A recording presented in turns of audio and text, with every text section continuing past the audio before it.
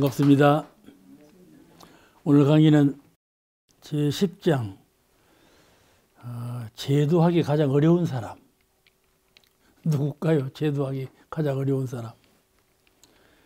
부처님께서 보실 때 가령 우리가 부처님을 섬기고 종교를 신앙하는 것은 그 부처님과 같이 되고자 해서 그러는 건데, 보실 때 부처님은 이렇게 해야만 꼭 되게 생겼는데 이론적으로만 자꾸 말만 하고 실질이 없는 사람을 만나면 참 허망한 사람이고 불쌍해 보이지 않겠어요? 꼭 이렇게 해야 되겠는데 이렇게 하는 척하면서 저렇게 하는 사람, 참 어리석어 보이죠. 여러분께 자녀를 키워보시니까 아시겠지만은 자녀가 이 길로 이렇게 했으면 꼭 좋겠는데 그렇게 하지 아니하고 하는 척하면서 딴짓거리 하면은 그거 참 고치기 어렵지 않아요? 그러듯이 제도하기 어려운 사람, 부처님 안목에 제도하기 어려운 사람이 누구냐, 이에 대해서 대종사님께서 설법하신 일이 있는데, 정산종사님이 이제 그걸 인거하셔서 하는 말씀이에요.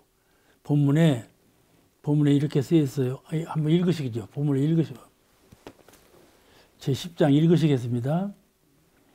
10. 말씀하시기를 대종사의 말씀에 너무 미련한 사람도 제도하기 어렵고 너무 겉영리한 사람도 제도하기 어려우나 이왕이면 미련한 사람이 겉영리한 사람보다 낫다 하시었나니 참으로 영리하여 한 말씀에 대의를 짐작하고 신이 완전히 서버리든지 아니면 차라리 어리석은 듯 외길로 나아가야지 겉똑똑한 사람은 신의 뿌리가 서지 못하므로 제도하기가 힘드나니라.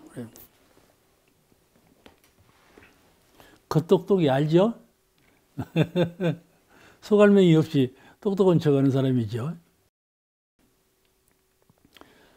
대종사님 말씀에 너무 미련한 사람도 제도하기 어렵고 못 알아들어. 미련하면 알아듣질 못해요. 그럼 제도할 수가 없죠.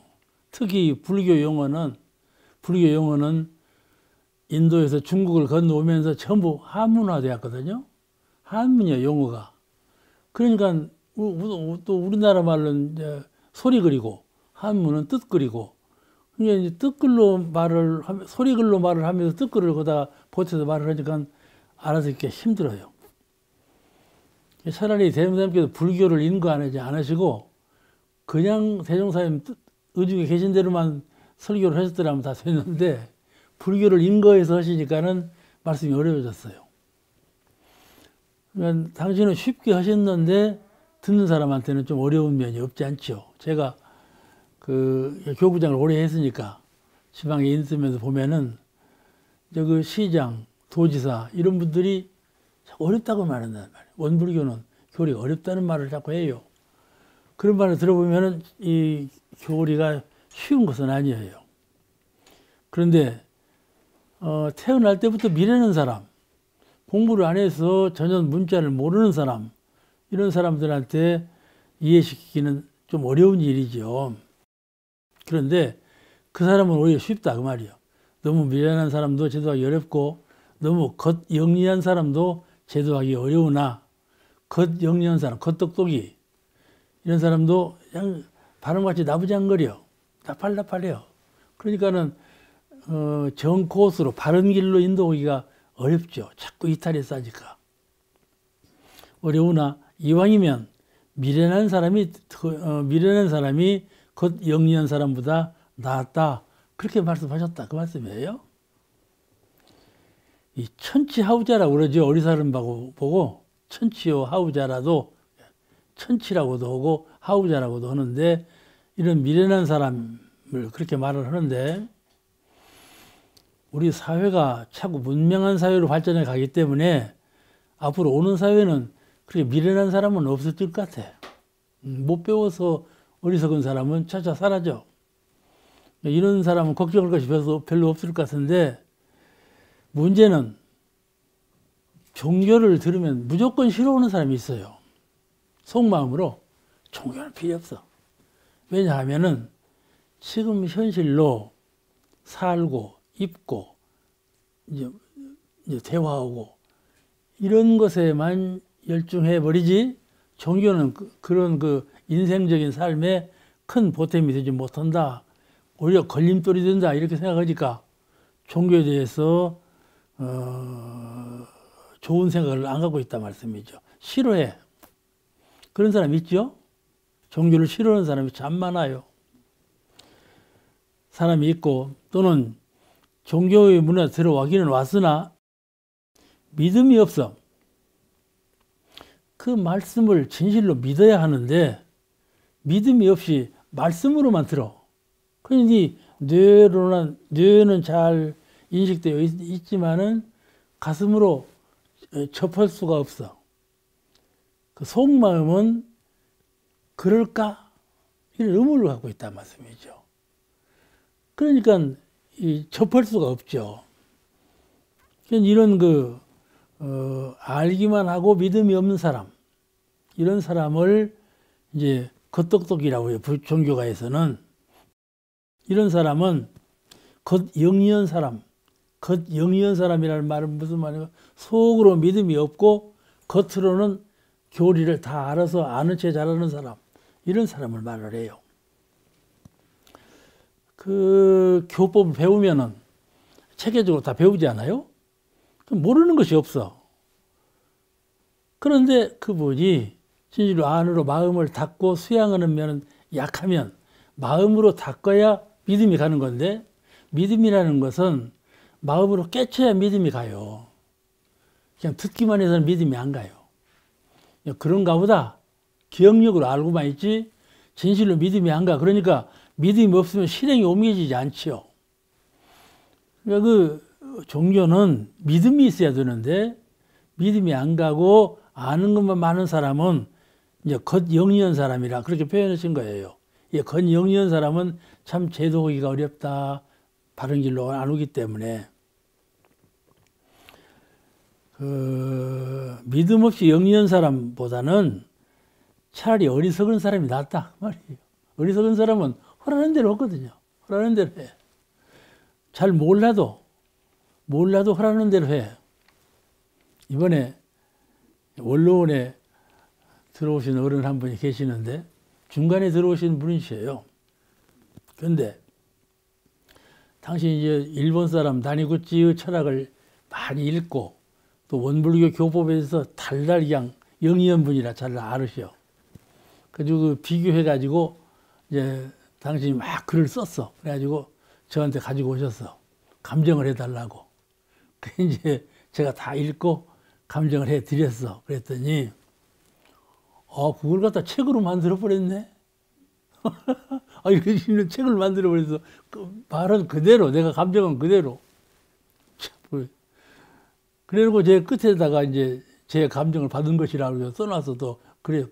책 끝에다가 그걸 가지고 당신 따님한테 갔어. 그래갖고 이것이 내가 최종적으로 너한테 주는 것이니까 잘 읽으라. 줬대. 따님이 그때는 말을 못하고 받아뒀다가 아버지는 이제 이리 오시고 따님이 거기 전화를 하기를 아버지는 어머니보다 못해요. 그렇게 써놨어. 전화로. 왜 못하는 거니? 어머니는 말씀도 못하고 이해도 잘 못하지만은 입교를 맴매매 시키고 법회를 어떻게 성실하게 나가시고 얼마나 잘하시고 계시는데 아버지는 글을 쓰셨다고 해놓고 내가 읽어보니까 인사님 글이구만. 그렇게 내가 이 감정을 했다 그러니까 인사님 글이구만. 그렇게 이제 아버지를 안 좋게 말을 한 거야. 이 아버지가 듣고 기분이 상을 대로 산 것인 거야. 이제 그 말씀을 하셔. 내 딸이 그렇게 말하더라고. 그런데 당신 마음에 한 생각 돌려가지고 그것이 아니지. 내가 성불을 하려고 들어온 사람이 그런 말에 괴로움을 하면 안 되지. 그렇게 마음을 회양을 하고 다시 생각해 보니까 그 딸이 말이 맞더라는 거야. 그렇듯이 아는 것을 막 이렇게 이게 토로 하면 안 돼. 아는 것은 잘 접어둬야 돼. 오히려 눈으로, 말로, 이게 행동으로 나타낼지언정 말을 앞세워서 하는 것은 옳지 못하다 그 말이에요. 이 대중이 알기를 그런 사람을 겉똑똑이라고 그래. 겉영리한 사람이라고 그런단 말이죠. 그러겠죠? 대중사님 말씀에 이런 사람이야. 종교 문화에 들어와서 배워서 마음으로 잘 깨달아서 깨달은 바를 몸으로 잘 실천하면 그뿐인데 깨닫기만 해도 돼. 몸으로 실천하면 더 좋은 것이죠. 그런데 배워가지고 알고 깨닫지 못하면 아무 실효가 없는 거예요. 깨닫지 못하면 실행에 옮겨지지 않아요. 말할 때에도 선택이 안 돼요. 아는 것만 말하지 말을 아는 것에 부합해갖고 해야 할 말인지 안 해야 할 말인지 모르고 막 쏟아낸단 말이지. 그런 사람이 대중 가운데 참 많아요. 왜냐하면 속에 아는 것만 가득 찼어. 그냥 밖으로 나올 건 뭡니까? 아는 것이 밖으로 나오지요. 그렇죠? 아는 것이 속마음으로 명상을 통해서 잘 깨달아. 아, 그 진정한 뜻이 무엇이구나 하고 깨달음이 있으면 정신이 번쩍 드는 거란 말이죠. 그러면 정신이 번쩍 들면 어떻게 하냐면 자기를 반성해. 내가 그렇게 하면 안 되겠구나.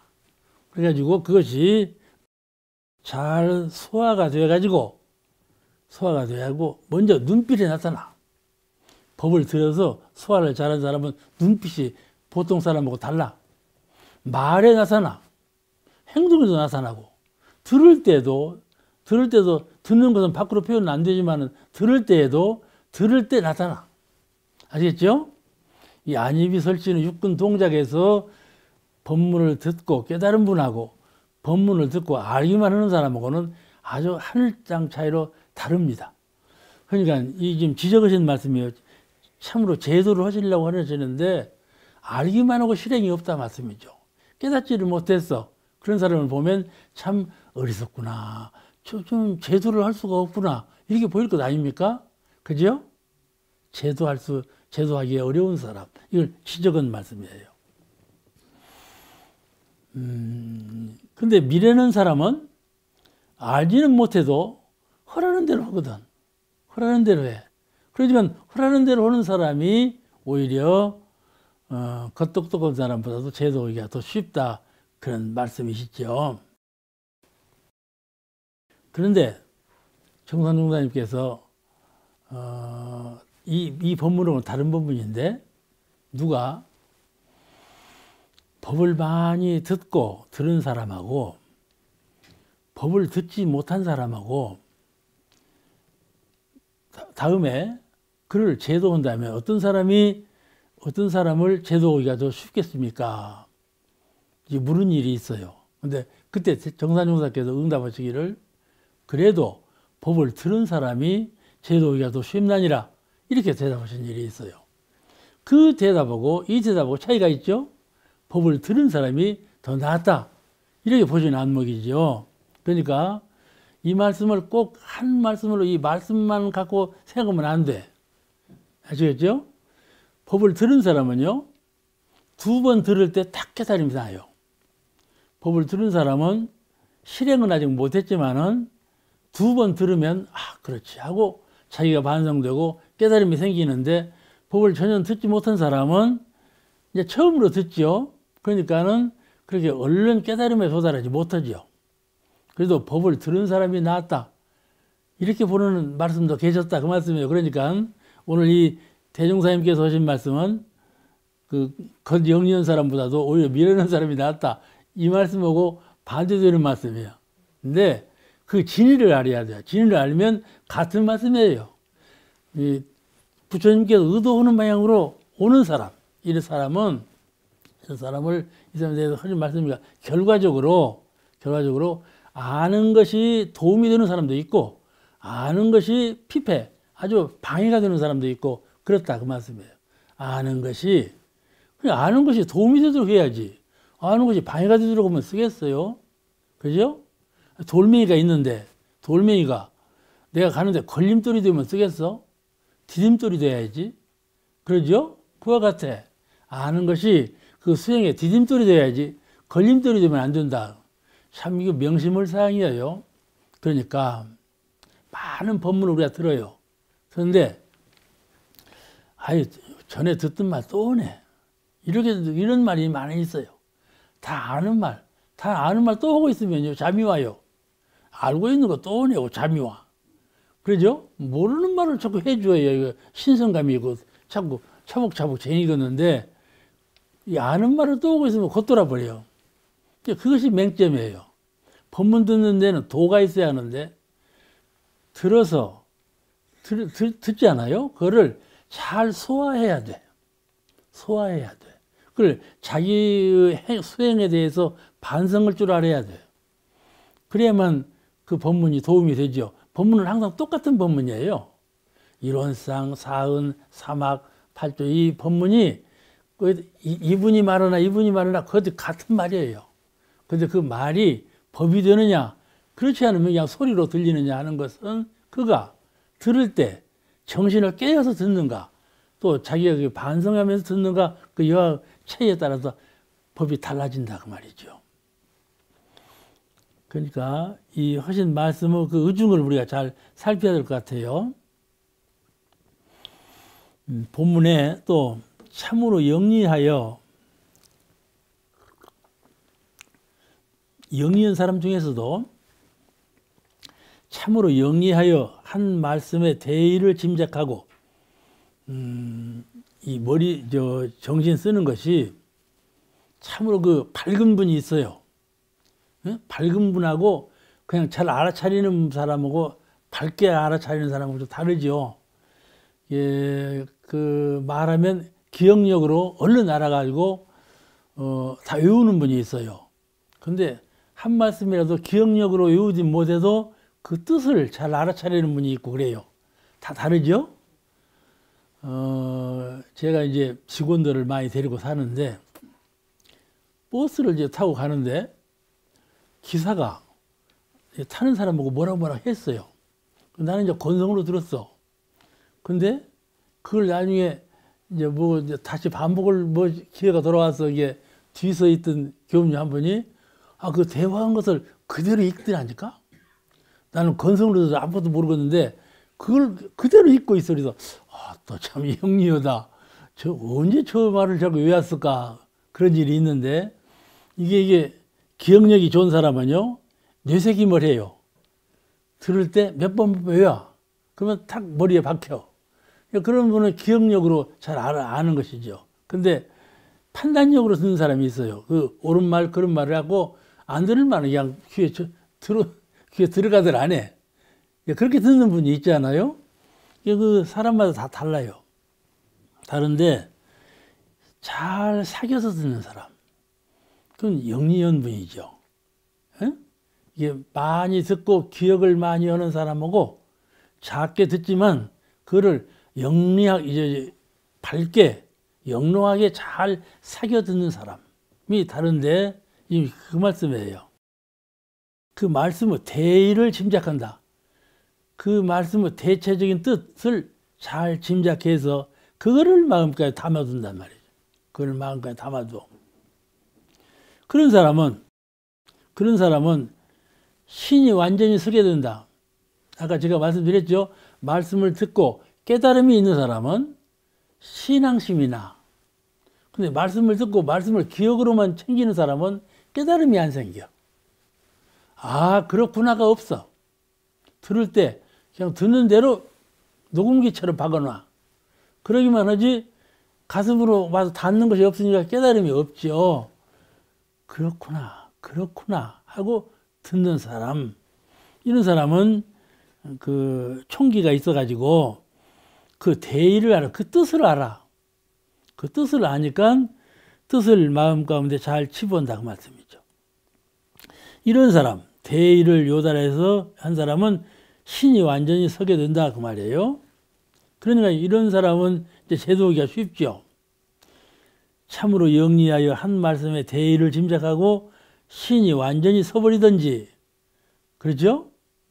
딱 말씀 한마디만 듣고도 그 뜻을 이미 깨달았는지라 마음 가운데 믿음이 탁 섰어. 아, 그렇구나. 내가 저분을 신봉하면 되겠구나. 제 말씀을 저분의 말씀대로 하면 실이 있겠구나.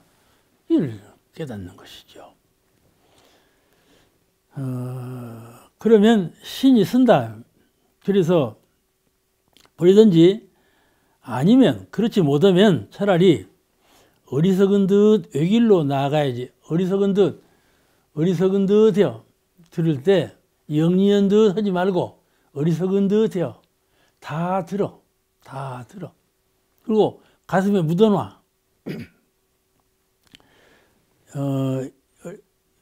그 어리석은 듯한 분은 순종한단 말이에요.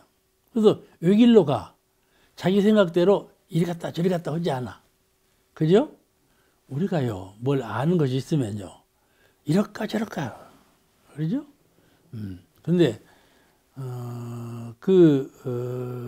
들은 것을 잘 소화하는 사람은 한 길로 간다, 그 말이죠. 한 길로 간다. 그 소화한 내용대로 그대로 간다, 그 말이에요. 외길로 나아가야지. 겉똑똑한 사람은 신의 뿌리가 서지 못하므로, 그러니까 많이 듣고 기억만 하는 사람은 신이 서지 못해. 신앙심이 없어. 그러니까 신이 서지 못하는 사람은 제도하기가 어렵다, 그런 것이죠. 방금 드린 말씀을 중복이 됩니다마는, 신이라는 것은 말씀을 듣고 깨달음이 있을 때 서지는 것이 신이에요. 또 깨달아 가지고 옮기지 않는 것이 신이에요. 내가 이론상을 들었잖아요. 그러면 이론상을 깨달았어. 이 이론상을 말할 때나 행동할 때나 뭐 할 때나 잃어버리지 않아. 항상 갖고 있단 말이에요. 갖고 있어. 깨달음을 떠나지 아니야. 아니, 그걸 신이라 한다. 믿음이 없는 사람은 듣기만 하고 들은 풍월로 읊기만 하지, 그거를 말할 때나 행동할 때나 같이 하지 않아. 들은 것은 들은 대로 남아있고 선반 위에다 올려놓고 들은 것은 들은 것대로 있어. 그러니까 여기서 지금 제가 말하는 말씀을 다 듣고 있지만은 나갈 때, 신발 신고 나갈 때 다 잊어버려. 그냥 이제 누구 만나면 만나는 대로 생활을 다 잊어버려. 그러니까 한 생각이 떠나버렸어. 그렇게 되면, 누구나 다 그러죠. 그럼 당신은 그렇게 안 해? 그럴 수도 있어. 그런데 이거를 정신 차려 드려야 돼. 마음 공부라는 것은 한 번 들어서 깨달음이 있으면은 깨달은 바를 다른 행동에 옮길 때 다른 데로 옮기지 않아. 그대로 갖고 있는 거야. 그래야 그 수행이 되는 거예요.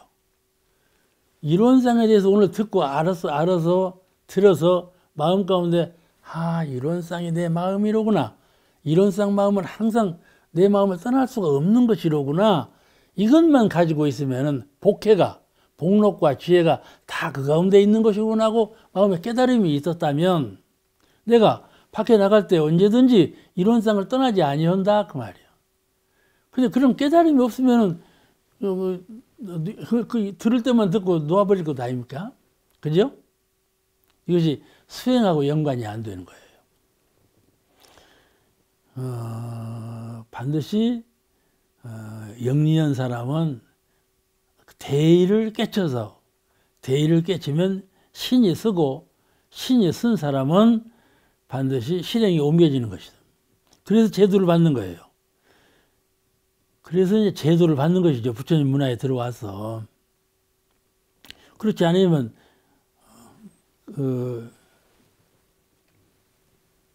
시간 많아서 온 것이지.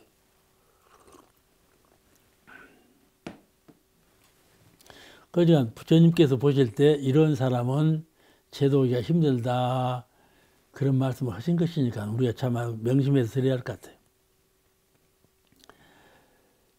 이게 이 마음이 지혜로운 사람이 따로 있어요. 지혜로운 사람이. 지식으로 잘 알아듣는 사람이 있고 지혜로 잘 알아듣는 사람이 있어요. 이게 지혜로 잘 알아듣는 사람, 이런 사람을 지혜로운 사람이라고 그러거든. 이제 이런 분은 그 말씀의 대의를 잘 요달해. 그 뜻이 무엇인가를 잘 파악하고 들어. 그래가지고 신이 완전히 쓰는 것이죠. 그러나 부처님 말씀은 진의를 파악하지 못해. 진의를 파악하지 못해. 그러면 형식에 그치는 것이죠. 그런 사람은 믿음이 흔들려가지고 믿음이 흔들리면은 실행에 옮겨가지 못하는 것이죠. 그래서 불교는 깨달음의 종교라는 말이 그래서 나와요. 그 말이 중복되지만 어리석은 사람은 자기가 어리석으니까 무조건 따르는 거예요. 허라는 대로 하는 거예요. 그러면 허라는 대로 하니까 이제 행동이 바로 바른 길로 가는 것 아니겠어요? 그러면 제도를 받기가 쉽다. 그렇게 함으로써 허라는 대로 함으로써 그거를 부처님 말씀대로 하는 사람은 다음에 또 법문을 들을 때 변화가 오는 거예요. 법문을 들을 때 그 대의를 파악하는 그런 법문을 잘 듣게 돼. 영리하게 듣게 돼. 어리석은 사람도 어느런 사람도 한 길로 요 길로 가다 보면은 법문을 들을 때 나중에 법문에 통달하게 돼. 그 지각이 열려가지고 그 대의를 파악할 수 있는 제자가 된다고 말이에요. 항상 그 어리석은 듯 따라가는 것이 아니고 어리석은 듯 따라가다 보면 자꾸 지각이 열려. 그래가지고 다음에는 법문의 대의를 금방 파악할 수가 있다.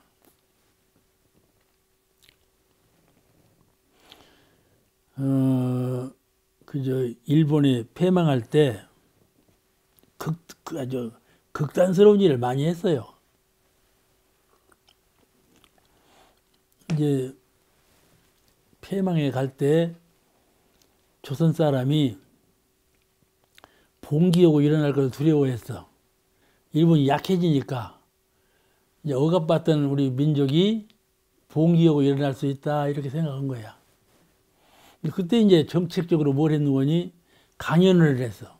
강연을 자꾸 순방식 강연을 해서 하고 민간 인심을 따돌렸어. 그럴 때 이제 일본 총독부에서 총부에 와가지고 대종사님께 순회 강연을 좀 해주십시오 부탁으로 왔어. 그 대종사님께서 그 사람들 말대로 순회 강연을 해봐봐 어떻게 되겠어? 그냥 딱하게 됐단 말이죠. 순회 강연을 꼭 해만 달라고 하는데 안 나간다고 하면 일본 정부에 이제 반항하는 것이 되는 것이고 나간다고 하면은 어리석은 사람 총중에 묶여 들어가는 것이고 그게 어떻게 하겠습니까? 참 딱한 일이죠. 대종사님께서 어떻게 하셨는가 하면은 이래서 절을 했대. 절을 하고 지도해 주시는 대로 잘 따르겠습니다. 그러고는 꼭 바보 행세를 한 거예요. 그 절을 또 서서 절을 넙죽 여지고는 지도해 주신 대로 잘 따르겠습니다. 그렇게 하셨다는 거야. 아시죠?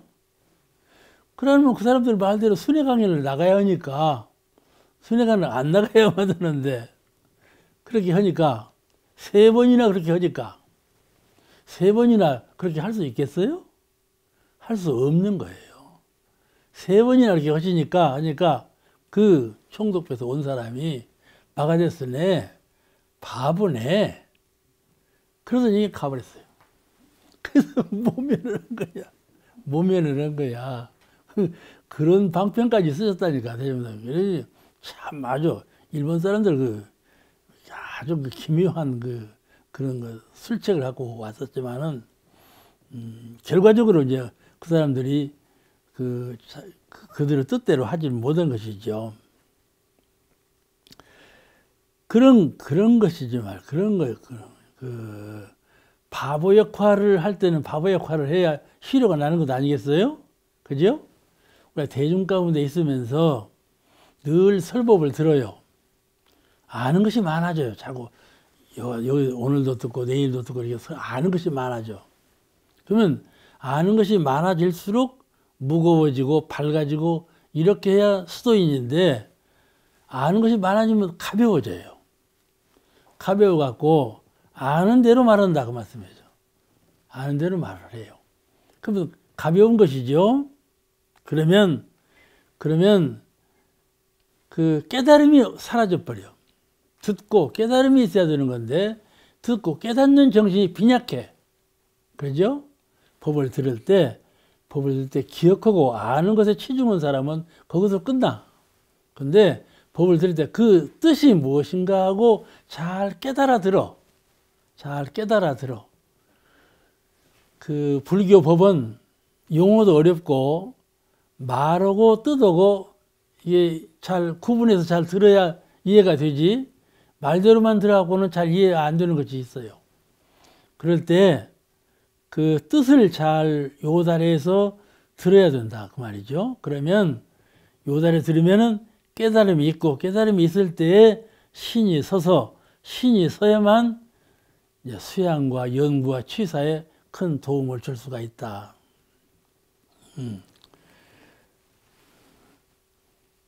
그래서 대림사님께서 그런 말씀을 했어. 제자들에게 가끔 이런 말씀을 했다니까. 나한테 소금샘 치고 농판같이 살아라. 그런 말씀도 했다고 그래요. 응? 농판같이 살아라. 허라는 대로 좀 해라. 그죠? 아는 대로 자꾸 아는 것만 자꾸 내세우고 이론적으로만 말하려고 하고 이제 그렇게 가볍게 그렇게 하지 말고 좀 중후하게 잘 안으로 소화해서 신을 바탕으로 한 믿음을 바탕으로 한 아르마리 그걸 가지고 실행에 옮길 수 있는 말씀을 들을 때 그 말씀으로 깨달음을 갖고 신을 세워서 신에 의해서 행동할 수 있는 그런 수도인이 되어라. 그렇게 가르치신 거예요. 그렇게 하려면은 어느런 듯 해라. 어느런 듯. 바보인 듯 해라. 그래서 농판같이 하라는 말씀까지 했다니까. 농판같이. 그러니까 밖으로만 내품으려고 하지 말아라. 속으로 간직해서 깨닫고 믿는 마음을 속으로 잘 갖추고 있으면은 불과 부처님의 결실이 안에서 이루어져. 밖에 막 흩어져 버리지 아니하고. 그죠? 무엇이든지요. 이 닭은요. 발이 이렇게 생겼고요. 이렇게 막 긁어서 흩어버리게. 닭발을 이렇게 흩어버리죠. 사람들이 닭발은 잘 안 먹는다고 그래요. 요새는 닭발을도 약효가 있다고 먹더만. 그러니까 그렇게 흩어를 버려. 그러니까 이 정신이라는 것은 정신은 모아야 하는 건데 흩어져 버리면은 약해져 버려요. 마음이라는 것, 정신이라는 건 형상이 없지 않아요? 형상이 없어. 그러나 밝은 영지하고 밝은 기운하고 영기, 신령스러운 지혜하고 신령스러운 기, 이 영기 둘이 딱 뭉친 것이 영원이에요. 그런데 기가 흩어져 버려요. 아시겠죠? 기가 흩어져 버려요. 그러면 약하죠. 기는 모아야 힘이 있는 건데 약해져 버려요. 또 지혜 이것도 흩어져 버리면요 어두워져 버려요. 알겠죠? 지혜도 모아져야 밝은 거예요. 밀밀해져야. 이 밀밀해지면 비치는 거예요. 가령 우리가 구두를 닦지 않아요? 구두를 닦을 때도 막 잘 이렇게 마찰을 시켜봐요. 그럼 빛이 나죠? 밀밀해지면 빛이 나요. 이게 아시겠죠? 틈이 없으면, 정신이 틈이 없으면 빛이 나. 그러니까 정신이라는 건 형상이 없는 것인데 그걸 잘 닦을 때 물 셀 틈 없이 밀밀하게 닦으면 틈을 주지 않아요. 그러면 정신이 강해지죠. 또 정신이 밝아져요. 그런 이치예요. 이 정신이라는 것은 형상이 없는데 형상 없는 가운데에도 신령해지고 위력이 나타나는 거거든요. 그러지 않아요? 그러니까 우리가 마음의 위력을 갖추게 하고 마음의 지혜 광명을 갖추게 하려면 틈이 있게 오면 안 돼요. 아셨죠? 틈 없이 수온을 닦아야 돼요. 그러니까 이 어느로 한다는 말은 또 농판같이 하라는 말은 참말로 멍청이가 되라는 말이 아니라 밖으로 품어내지 말고 자꾸 흐트러 버리지 말아라. 그래서 네가 어리석은 듯해서 자꾸 뭉쳐라 이 말이에요. 어리석은 듯해서 자꾸 네 자성을 비추고 밝혀라. 아시겠죠? 밖으로 품지 말고 안으로 관조해가지고 안에 마음을 비추고 마음을 강하게 하라. 그런 말씀이에요. 그러니까 밖으로는 언으로 해야 되지 않겠어요? 저희도 그래요. 전화가 와요. 무슨 전화가 오면 이제 제 이름을 부르면서 저들이 무슨 일이 있으니까 강의해달라고 부탁이 와요. 그죠? 그러면 그냥 어떤 귀찮아요. 그냥 할 일이 많이 그냥 째고 있는데 또 강의해달라고 그러면 강의 한번 하려면 얼마나 연말해야 하거든요. 연말 하려면요 막 정신이 흩어져요. 이것저것 다 연구해야 되고 그러니까. 그런데 내가 신분상 성불 죄중한다는 사람이 법을 배워갖고 법을 좀 전해달라고 하는데 못 한다고 했어요? 한다고 해야죠. 그런 부탁이 오면 무조건 한다고 그래요. 그래서 속으로는 참 속 사는 줄 모른다 하듯이 속으로는 속 사는 점이 없지 않지요. 그래도 그럴 때 그냥 정신이 흩어지려고 해요. 그때 수도인은 어느러느세요. 내가 그럴 때 마음이 흩어지는 사람은 수도인이 아니에요. 아무리 산란하게 그런 경기가 돌아오더라도 그때 마음을 잘 챙겨서 오히려 마음을 더 밝게 하고 더 힘있게 갖추도록 노력하는 거예요. 아시겠죠? 평상시보다도 이런 경계가 돌아와서 밖에서 흔들림이 있을 때 수도인은 더 강해지는 거예요. 부자가 되는 사람은요, 역경 속에서 부자가 되는 거예요. 수도하는 사람도 그냥 힘이 쌓이고 마음이 밝아지는 것이 아니고, 그런 역경의 경계가 돌아올 때 훨씬 더 분발하는 공부심이 나가고 그래요. 그런 걸 보면은 정신을 차리고 안 차리고 하는 사이가 굉장히 큽니다. 마음을 오롯이 하고 수도에 임하는가, 마음을 해이하고 수도에 임하는가, 이 차이가 엄청나게 커요. 그러니까 우리가 이 대종사님 말씀대로 농판같이 하라는 말씀은 바보처럼 이게 하라는 말이 아니라 네 속으로 정신을 잘 챙겨서 하라 그 말이에요. 밖으로 하는 경계에 끌려가지고 자꾸 이렇게 흩어지지 말고 밖으로 하는 것에 농판같이 하고 안으로 하는 거, 안으로 마음을 닦는 거, 그것을 더 영롱하게, 더 밀밀하게 닦으라. 밖으로는 어리석은 듯 하면서, 대종사님 그렇게 했잖아요? 어리석은 듯 하면서 그 길을 모면하고 오물교를 창교했잖아요? 만약에 그때 그 총독부에서 와서 했을 때 어쩔 수 없이 수레강령에 나간다고 했어 봐봐. 어떻게 되었겠어요? 그러지 않아요? 그 목적이 있단 말이에요. 수도인은 수도 생활의 목적이 있어.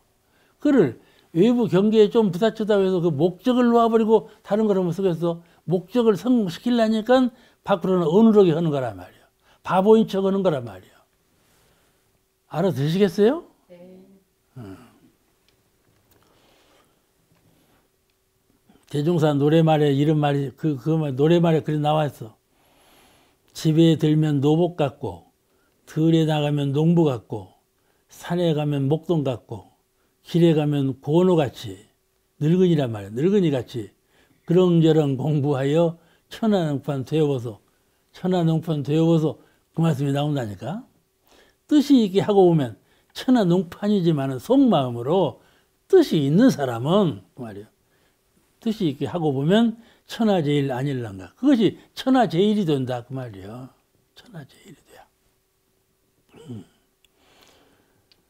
도가에서는 어리석은 듯 스승의 말을 따르는 것이 지혜 있는 사람이죠. 어리석은 듯 하면서. 자, 그 다음에 11장.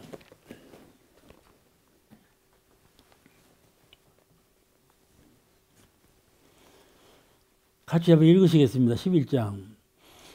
말씀하시기를 신근에 심천이 있나니 아무 주견 없이 여러 학설에 끌리고 여러 사람의 주의 주장에 끌려서 이리 흔들리고 저리 흔들려 자행자지하다가 자신을 그르치는 정도는 낙엽 같은 신근이요.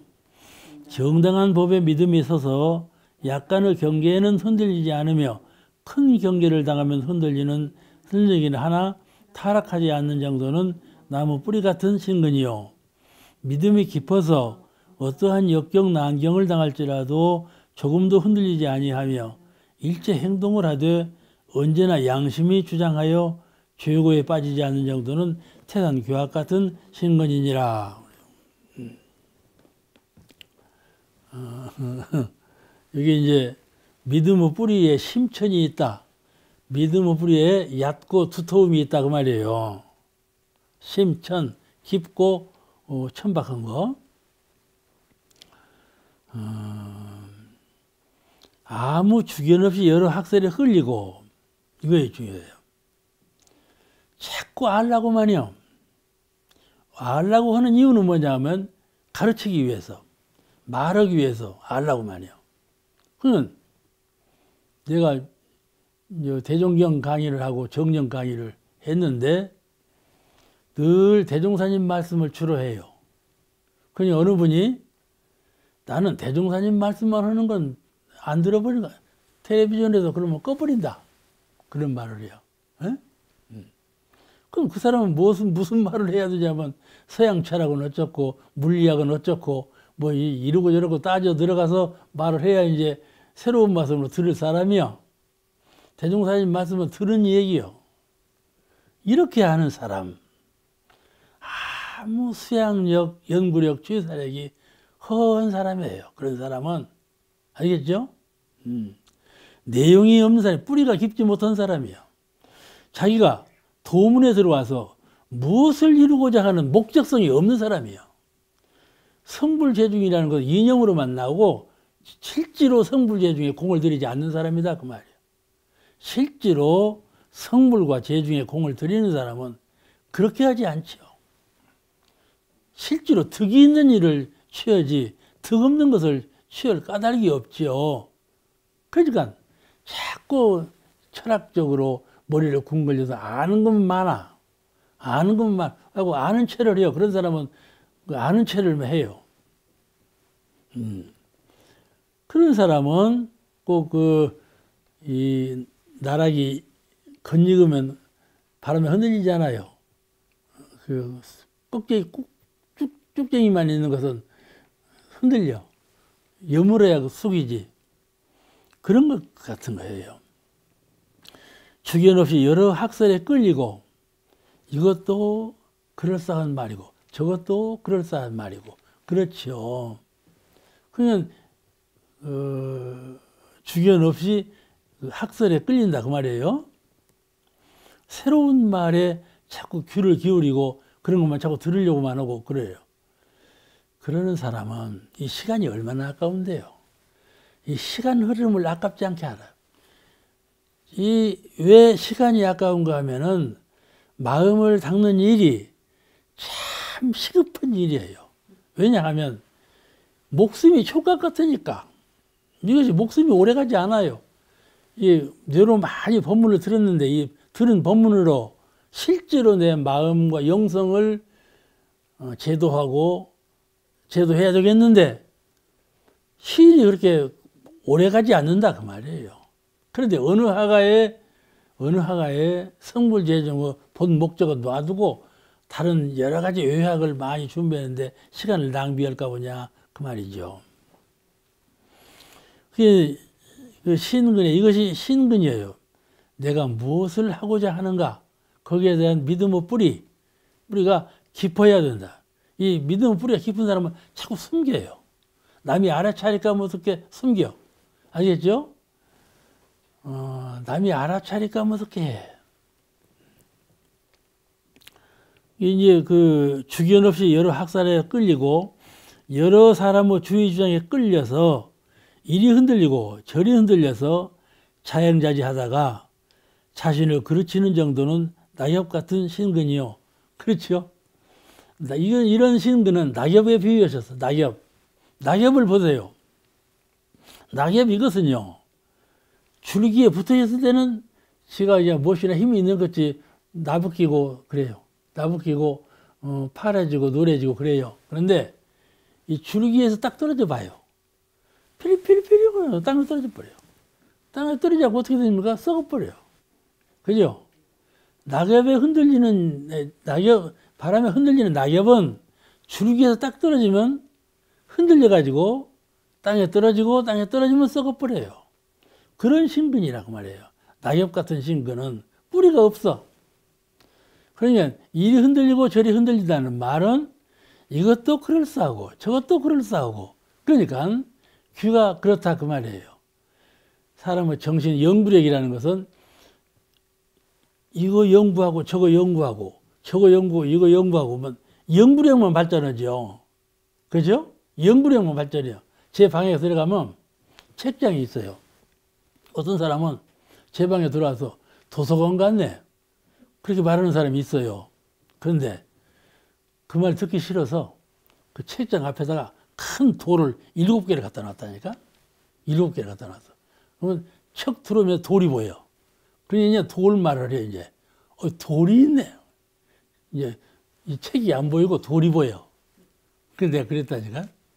이 돌을 놓은 것은 연구력을, 수양력을 누르기 위해서 돌을 놓았다. 그렇게 말을 했다니까? 그리고 그 내 문 앞에는 석굴암이라고 써붙였다니까? 돌굴. 내 방은 석굴이다. 그렇게. 아니, 그러니까 부처님이 있어. 인도 부처님, 소련 부처님, 그저 중국 부처님 다 있어. 그러니까는 석굴암이요. 생불도 있으니까. 그렇잖아요. 그런데 이 연구력으로 사람이 흔들리면 값이 없어요. 연구력을 갖고 사람은 수양력 갖춘 사람한테는 무릎을 꿇는 거예요. 아시겠죠? 연구에만 힘쓴 사람은 수양에 힘쓴 사람 앞에 가서 무릎을 꿇는 거예요. 그러니까 그 근본 바탕에 수양력을 근본으로 해서 연구 정신을 밝힌 거로 해서 제도를 하고 이런 것이지 자꾸 이것저것 알려고 하는 것에 힘을 쓰면 안 된다. 알아서 그걸 소화해서 그 소화에 대한 믿음을 가지고 수행을 닦아야 되지 믿음 없이 자꾸 알려고만 한단 말이에요. 사람이 꼭 그래요. 이렇게 그 도문에 들어와서 이런 방향으로 흘러가면 불가를 얻지 못해.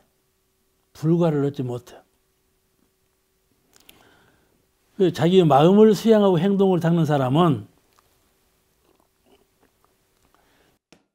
자기 마음에 주종을 두어 이 형상 없는 마음, 눈 감아봐. 마음에 형상이 없지 않아. 그런데 수양을 잘하면 형상이 뚜렷해. 아, 내 마음은 이런 이러구나. 뚜렷하다 말이야. 그 권형이 있어. 영혼의 한계가 딱 물이 있어 이렇게. 그걸 잘 지키는 거예요. 그 영보도국이라고 그래요. 영보도국. 영혼의 보배스러운 국이라요. 한국이라요. 그걸 가만히 지키는 거예요. 그러면 영혼을 수양하지 않던 사람은 눈을 감으면 영혼이 없어. 아무것도 없지. 그렇지 않아요. 근데 형상 없는 가운데 형상이 있는 것이 영혼이니까 수양력이 없으면 그걸 체득하지 못한다 그 말이죠. 연구력은 자꾸 정신이 흩어지는 거야. 흩어져.